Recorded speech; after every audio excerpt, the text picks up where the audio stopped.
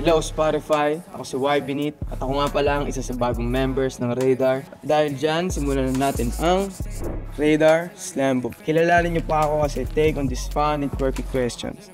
Let's go! Write 3 words that best describe yourself. Money, power, and respect. Yan ang mga pinanghawakan namin na words or code simula nung ginagawa namin itong music dito sa mundo. It's either ikaw yung matatapakan ito yung mga apak, pero feeling ko magagamit namin ng tama kaya dapat ma-acquire namin yan. Next, which artist do you look up the most? What's the one thing you'd steal from their style? Si Nipsey Hussle.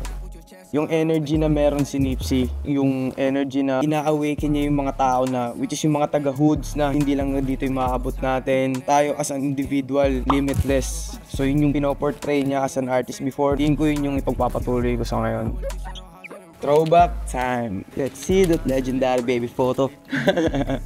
Hindi ako ready dito ha. Hindi pinakita ni Derek, hindi ako pinapili. So ito, kasama ko yung kapatid kong babae. Ito naman, sasit pa namin dyan. Ito naman, sa Muntinlupa. Ito yung tita ko, si Mama Nene. Sobrang bata ko pa dito. Ngayon na lang ulit ako nakakita ng baby picture ko. Sobrang focus sa ko ngayon. At alam ko, lahat ng mga tao na nandito magiging proud ka sa akin. What's your favorite line in one of your songs? Husgahan mo kung wala kang sala. Yun yung pinaka-favorite line ko, tingin ko kasi yun yung parang nagiging pader ko anytime na parang nalilito ako, alam mo yun. Pag naiisip ko yung mga ibang tao, ganyan. Ito yung parang sinasandalan ko na line ko. So, kung kakantahin ko siya, parang ganda siya. Husgahan mo kung wala kang sala.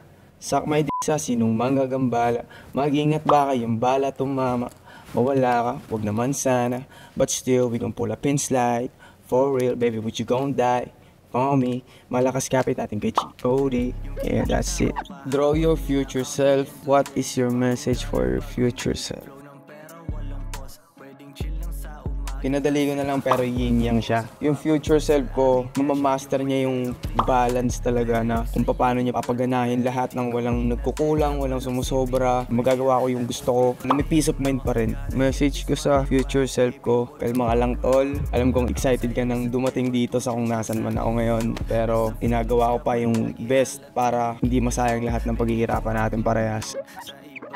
Hanggang dito na lang muna. As always, salamat sa suporta nyo. At sana, nag-enjoy kayo sa episode na to. Siyempre, stream my music sa Spotify at pati ang mga other Radar artists this year. Kahit kita It's Type Press, kahit Young Blood.